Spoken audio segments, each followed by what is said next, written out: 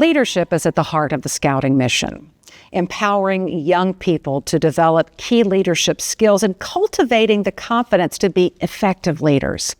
Countless Scouts have served their communities, their state, our nation as leaders in business and government, as well as volunteering in schools, service organizations, and houses of worship. So we have invited 5 Eagle Scouts here today with us to talk about what makes a quality leader and why quality leaders play such an important role in our world. So we want to introduce them each to you. First of all, we have Mayor Jim Penniman-Morin, who is the mayor of Cedar Park, Texas. We have Henry Holmes. We have Amelia McRoberts. We have Shane Novak. And finally, Nirav Mua. All of these people have earned the right to call themselves Eagle Scout, and that is quite an accomplishment. We want to start with a question for each of you, and that is, what do you think is the most important trait of a good leader? How about you start, Nirav, since you're right here? I would say that a good trait of a leader is being perseverant, mainly because when we think of leaders, we think of people that confront a problem repeatedly. But I would say that maybe being a leader doesn't just involve being brute forcing a problem all the time. Maybe taking a step back is a good option, and then reconfronting it again after a calculated analysis is a really good option. Shane, what do you think makes a good leader? I think being passionate is a good trait. Having things having ideas, having dreams for a community or anything that you're working in is a good thing to keep organizations and just keep things flowing. Amelia? I think it comes down to communication, because you can have all of the dreams, but if you can't use your words to express that to your group, then there's no way of really accomplishing that. So you need to be able to communicate, bring people together to accomplish your vision, and that's what it takes to succeed as a leader. And finally, Henry. What's worked best for me is really being a part of whatever organization I'm working with, rather than being kind of on top of it. You mentioned before that not only are you the mayor, you're also on the city council, and you're kind of working along with them while you provide leadership to those members on the council. You're still equally as much of a part of it. Right, exactly. It's that listening skills, right? And how do I bring this team together that makes for great leadership? But if you have passion, like you said, Shane, like, people respond to that. And people, if you can't communicate those goals and what you're trying to do, or what you think the group's trying to do, you're not going to do it. But sometimes it takes some good old-fashioned stubbornness, and that was something that I learned as a Sea Patrol leader during my time in scouting, and it's been incredibly helpful trying to be an effective mayor, but also, it's the same exact skills I used as a rifle platoon leader in Afghanistan. Mayor, talk to them about how your training as a Eagle Scout helps you when you're up on the dais leading the city council in Cedar Park. Yeah, I think I try. It feels very much sometimes like being a senior patrol leader, and you got your planning for the next camp out, and everybody's got these different ideas. As your job is everyone to realize how much those ideas overlap and how the ways that they can. And I just always try to remember that it's not about the what I want. It's not what the council wants. It's what the city needs, right? And it's exactly the way you guys have all learned how to run your scouting troops, right? It's about the truth and bringing people together to accomplish those common goals and make sure everybody's, happy and getting what they were hoping out of the program. And, it's something you read about in your scout handbook, but you really learn it by doing it. Is there a time any of you can think about that you use the training, the leadership training that you've learned in scouting to solve a problem? Doesn't have to be a problem that you encountered during a scouting adventure, but how have you learned some of those skills from scouting in solving these everyday challenges? I would like to talk about a time. It was in high school, so to speak, and I play in my school's band as a saxophonist, and recently, just to give you some backstory, my band, our saxophone section, was selected to perform at the Midwest Band and Clinic in Chicago, Illinois.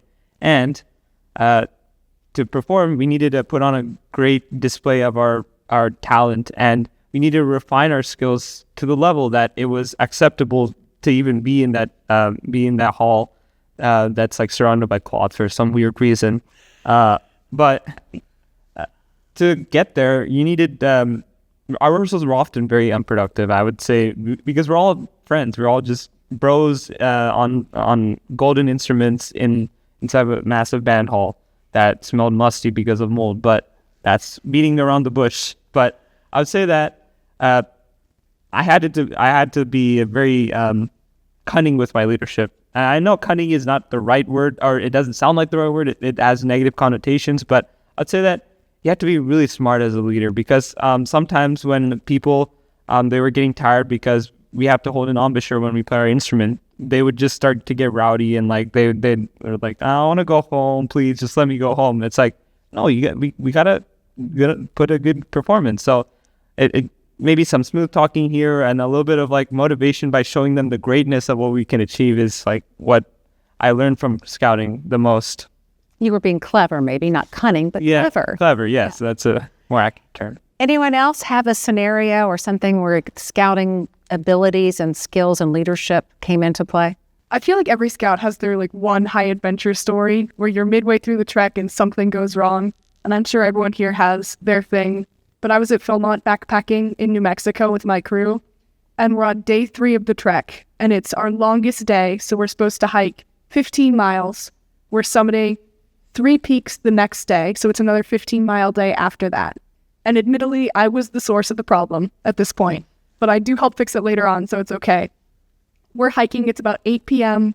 We're on top of the mountain, and we reach this fork in the road, and I'm navigating that day, and we're supposed to be about half a mile to 3/4 of a mile away from our campsite, but we're on top of this mountain. It's dark out.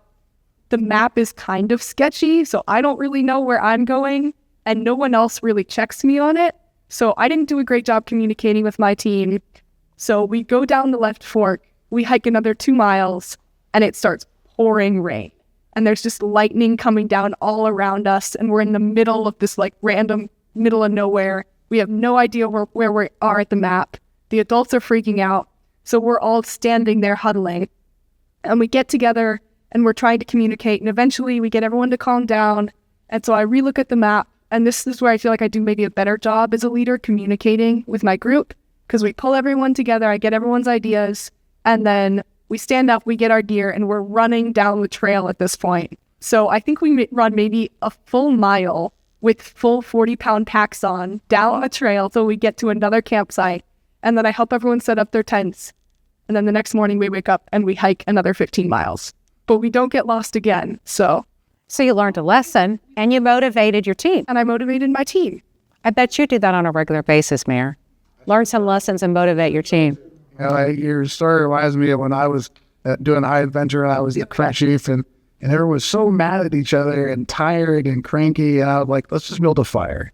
And everybody can get people warm, and you got to take some deep breaths, you know, kind of like you guys mentioned, and everything gets better, you know. And so sometimes it's mayor. It's my job just to be like, let's take a deep breath, right? And remember that we're all on the same team here. At least that's what I try and do. You know, I know one of the oaths of scouting is to do our duty to help other people. Why do you think that's an important value for a leader? And how does it fit into just leadership skills in general, that desire and ability to help others? Who wants to tackle that one first? I think for me, I personally want to dedicate my career to kind of the service of other people, either through law and civil rights or something like that.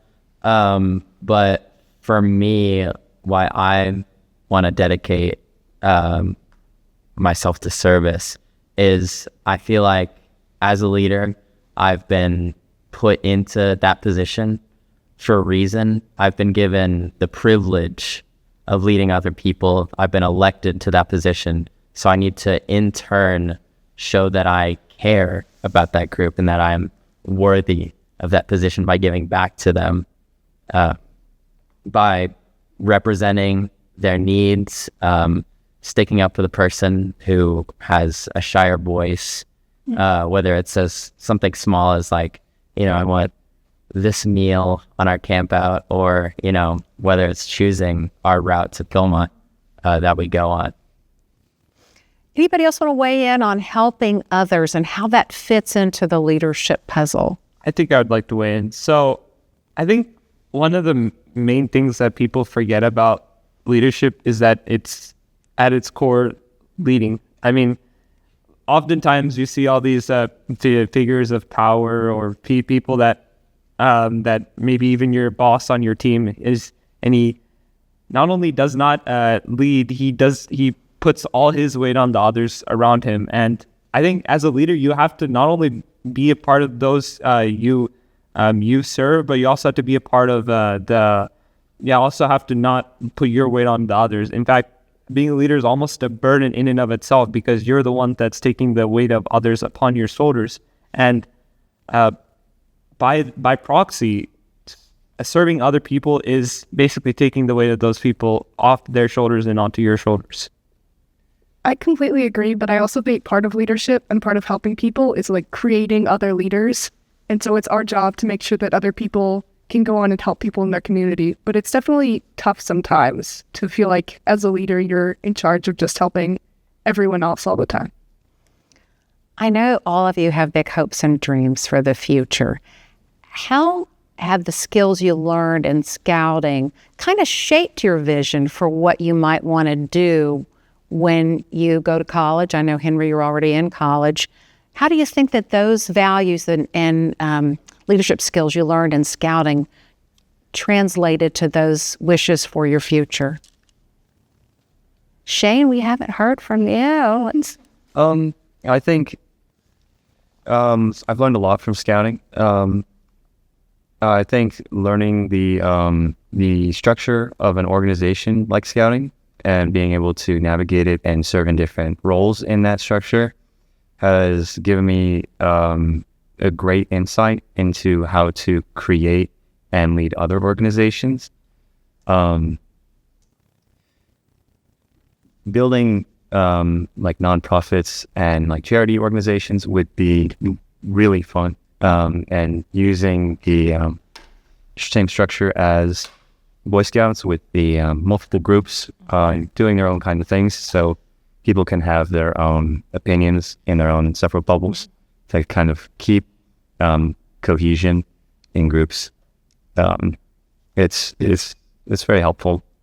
It sounds like you want to do something to help others and nonprofits. I mean, that goes back to some of the duties and things you're learning in scouting. Who else wants to weigh in on how scouting has shaped your desires and your wishes for your future?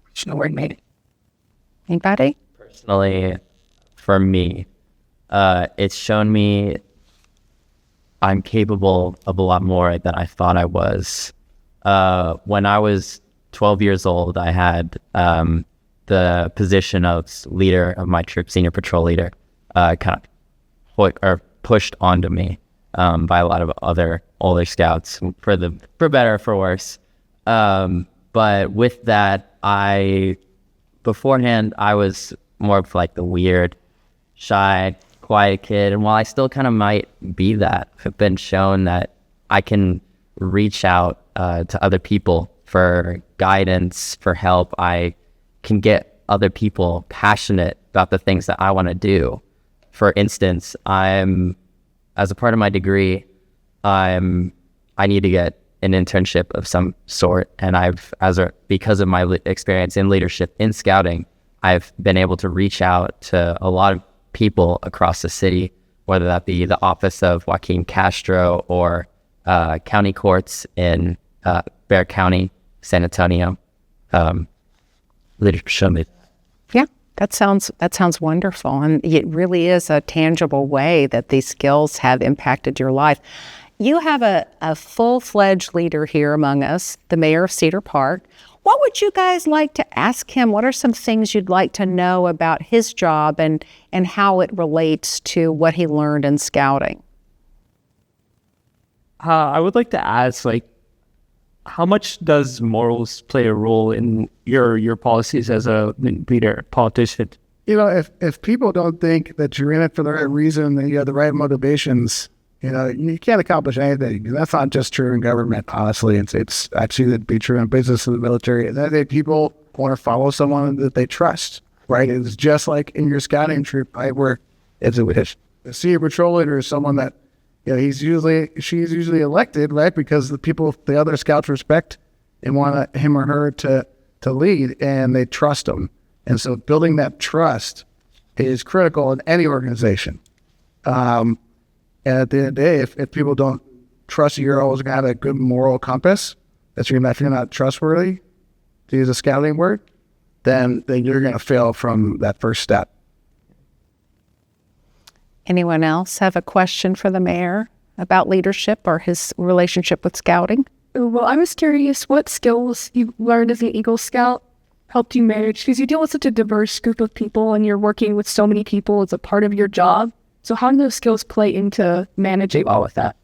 Yeah, a lot of it is exactly what Harry was saying about listening, right? And making sure that you're listening, understanding what the group wants and needs. And then sometimes thinking, being a little cunning or clever, using the Rouse term, right? About how to help people, how to draw that out of people and help them find those commonalities, right? But sometimes it's also what you're saying about building up other leaders, right? And it's to giving those compliments to, the people coming up and make sure you get that great talent rising your organization. Like when those scouts, pushed you into being senior patrol leader, that wasn't an accident. They saw something in you that you didn't know was there yet, right? And now you do. And you're going to use it to make the world a better place.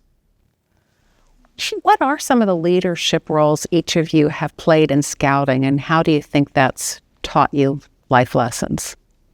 Well, I would like to start and say that I was a patrol leader many times, and then I was also troop scribe. I ran for senior patrol leader, but that didn't pan out. But I would say that my most important position would be scribe, and from scribe, I learned how to stay on top of stuff and to be in tune with the beating heart of the troop itself. Shane?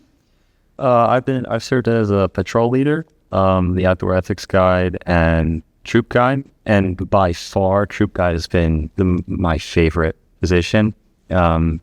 Helping younger scouts and teaching them the beginning of scouting and setting them off on their journey towards Eagle Scouts is amazing, even when they're rowdy sometimes and they get it's hard to teach them stuff, but they're kids, so it's really fun and rewarding to watch them grow in that position. I bet it is. Amelia? I've been an assistant senior patrol leader, a quartermaster, a patrol leader, outdoor ethics, and a troop guide. With that, I also staff National Youth Leadership Training, and currently I am the assistant senior patrol leader of program. So that's managing schedules for an organization, that's communicating with the senior patrol leader to find out what he needs, and then just managing people. And it's a lot more of that kind of scouting leadership role that you see within a troop, but it's a much tighter knit staff, and so it's more direct communication. Henry? I've flipped between quartermaster, senior patrol leader, assistant senior patrol leader, and also outdoor ethics guide. And for me, I think the best example is on day one of being leader of my troop, my scoutmaster told me to tell his son, a 16-year-old boy who's about 1.5 feet taller than me, to go do the opening flag ceremony we do every morning before our meetings begin. And that role really taught me to listen to people and communication. It's really easy to go the easy way, kind of listen to yourself, put some other random 12, 13-year-olds in that position instead, take the easy path. But it's better to go hard way. Yeah, sometimes the easy path isn't the best way. I want to talk about our country and the divisions that we're facing right now. It's a very divisive time. How do the leadership training, the things that you've learned in Scouts, how do you think that could help you as a leader work through these divisions, find some compromise? Because I think some people think that's what's lacking right now is leaders don't come together and really work together to find compromise. And I'm sure the mayor may want to weigh in on this too, but what are some of those skills that may help you find common ground when things don't always seem to line up and people don't have the same opinions? I would say that humility plays a big role because you, in the grand scheme of politics, every individual person that this nation is being divided upon is just an insignificant speck of carbon that is on this big blue earth. And honestly, if you just take a step back from all this politics, honestly, in the long term, none of this stuff will be relevant in the same way that it has in the past. And I would say that from what I've learned from scouting is that if you just think of yourself as almost, I wouldn't want to say nothing, but as someone that isn't like the greatest something in the world, I would say that really helps you bridge yourself closer to another person. It's a great observation. More people need to understand that, Nirav. Shane? Yeah, definitely. Humility is a big thing. Staying down low with the people is definitely a way to kind of keep everybody together. But another thing that could help with that is more communication, getting your words out there to kind of reel everybody in, and making sure that your communication is good enough to reach everyone from all backgrounds. Getting everyone together really would get people to see more eye to eye. Wonderful. Amelia? I think especially, as you mentioned, it's such a divisive state right now. Part of being a leader is working with what you've got and acknowledging that there's going to be some good in all people. And so seeing that and building off of that, and maybe not trying to change who people are on a fundamental level, but helping them see the connections between themselves as opposed to just the divisions, and using communication, like Shane said. Henry? Current leadership has given our country two different facts that different people are working with. And there's been a lack of trustworthiness, a lot of lack of respect and loyalty and reverence. And I know leadership is what's going to be the solution to that, what can tie all of that back together, and taking those principles that I've listed and weaving it back into how we operate in government, how we operate in our lives, how we treat the people around us. I just think it's so important.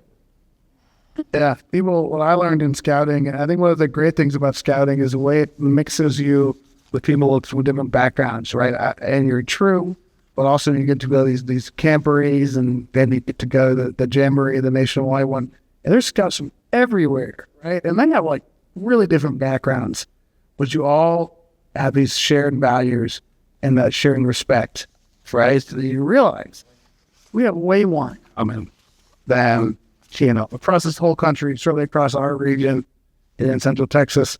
And, but a lot of people, they don't get exposed to that the way you guys got to do that in scouting. I think that's what I have this deep love of scouting, is it teaches things that nobody else even really tries to teach. You can learn hard work and teamwork from playing football and wrestling, but nothing teaches leadership and citizenship and just a love of your community and just bakes in the desire to serve it like scouting does. A lot of people are unfamiliar with what scouting stands for and the great work that scouting does every day for folks like you and the impact it has long term. What would you like the average person who doesn't really know much about scouting to know about it? If you could give us a an elevator pitch for why people should understand how great this organization is. My personal pitch is, as a girl who joined Scouting in 2019 and was previously, like, other organizations maybe weren't the best fit, it was really finding that community. And I found people that supported me and that were willing to go on adventures with me and do all sorts of really fun things. And I met some of my best friends in Scouting. So acknowledging that it's such a diverse organization and then seeing the good that you can do with it. I've seen so many people do their Eagle Scout projects, and it's the little differences that truly help their community, whether it's seeing other Scouts advance or finishing your Eagle project and communicating with the people and seeing the difference that you made is just super influential. And it's a great way for young people to get involved. I would say that the main appeal, my main pitch for Scouting is it's like what the Mr. Mayor said is the togetherness of it. The Scouting organization has these shared set of values, and if every scout follows those set values, then that brings everyone together. And I would say that it's really important now than ever to see how we're all the same human beings, and I think Scouting really helps with that. Shane, how would you add to that about what you've learned from Scouting and what you want people to know about it? I think Scouting is a great introduction for kids to get into these leadership positions and find out what it means to be a leader. But also getting these opportunities to go out and do things you normally wouldn't have done, like camping. Like I probably wouldn't have ever gone camping if I didn't join the Scouts. And getting to go on these bigger events to summer camps in other states and stuff like that, meeting all these new people and seeing these new places. It's a wonderful opportunity to learn about the world and all these other things. Henry? The story of Scouting is one of growth. It started as a predominantly very white, very Christian organization, and it while it had all the values there, respect, kindness, loyalty, as I've mentioned before, it was able, in recent years, it was able to look at itself in the mirror. It was able to say, I think I'm wrong. And it was able to turn around a lot of the policies that it kind of had. For instance, my dad, his mom, his dad wasn't in his life a whole lot. So the leadership his parents had in Scouting was through his mom. And that was kind of looked down upon in that troop at the time.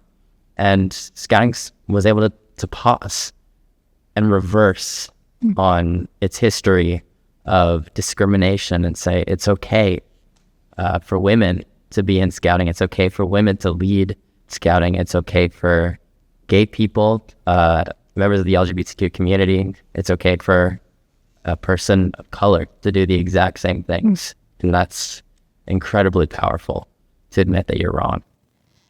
And Mayor, finally, I think that's probably one of the lessons of leadership is admitting when change is needed, recognizing an issue, and not being so dead set on your views that you aren't willing to change. Absolutely. Absolutely. I think, Harry, you bring up such a great point about how Scouting has always tried to evolve and sometimes done that better than others with the country. Because at the end of the day, that's what exists to serve, right? It's the American people and to build that shared visions that we all have.